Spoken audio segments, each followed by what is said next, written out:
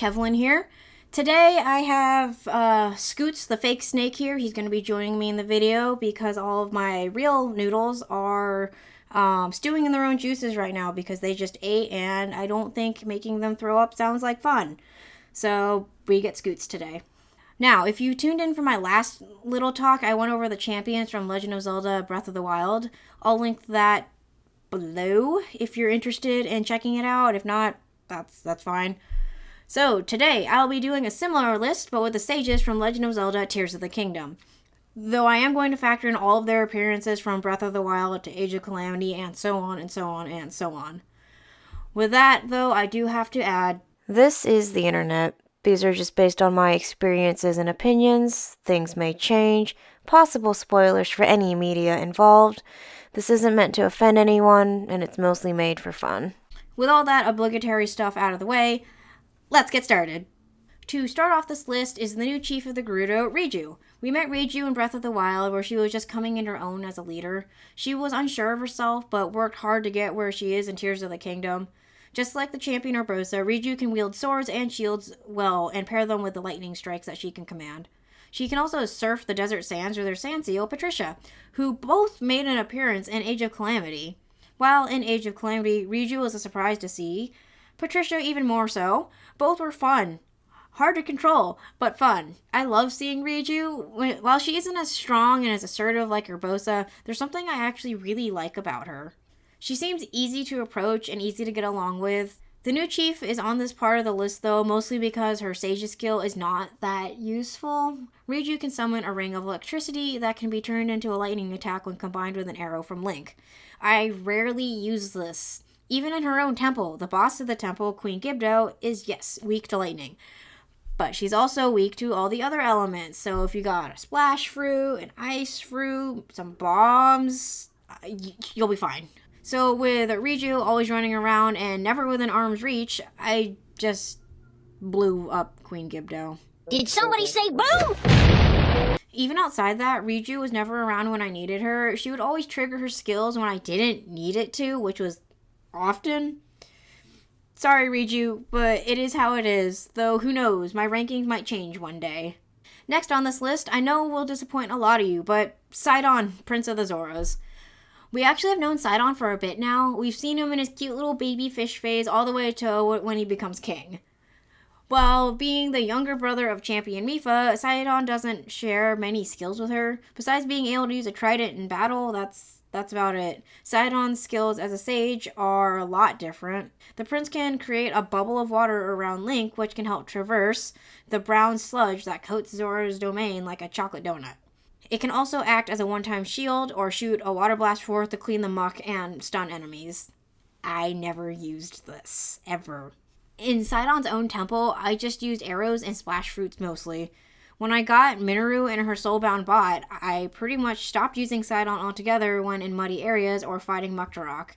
Being able to push through the ick or backflip off Minoru to go into a slow-mo did a lot more than using bubbles. So yeah, Sidon's not the most helpful. He was a lot of fun in Age of Calamity though, and paired really well with his sister.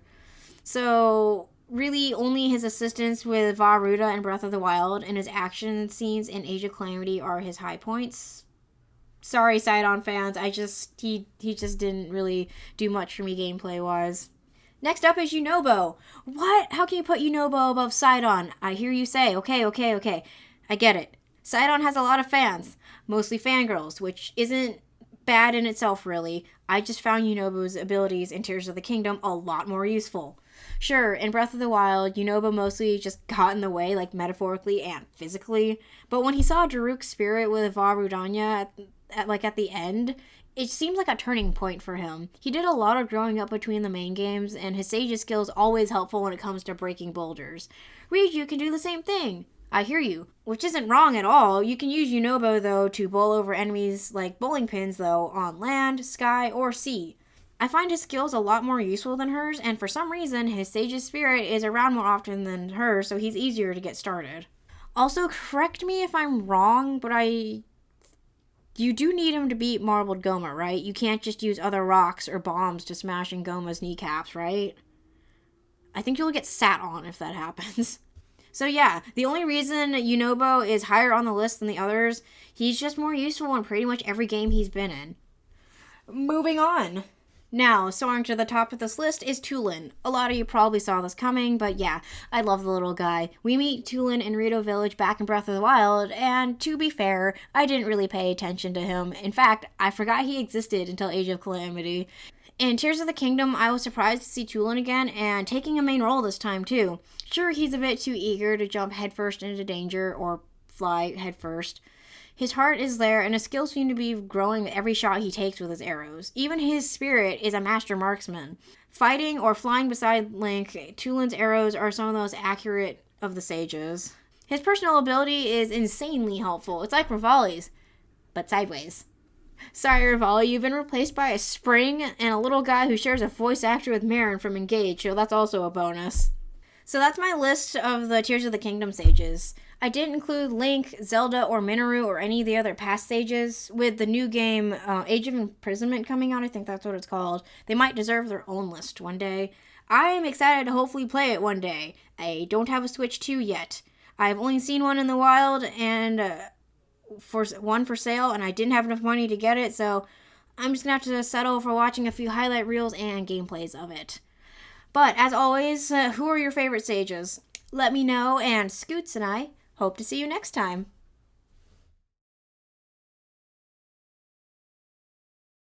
I actually found a demo, like, the display consoles that they have at, like, GameStop and Best Buy. I've been looking at those every time I go to places that have video games, but all the demos are either busy or broken. But I found one recently at Target, and I played Mario Kart World for the first time. It is so much fun. I'm glad the controls are similar to Mario Kart 8 and Mario Kart 8 Deluxe, but they're different. It feels different in my hands. Like, I don't know how to explain it. Like, yes, the controller felt different because I think it's a different texture, but it's still the same controller. But yet there's just something about the motions and the power-ups and the way you drive. It feels different. It feels good. I hope I can get a Switch 2 soon. Being able to push through the ick or backflop,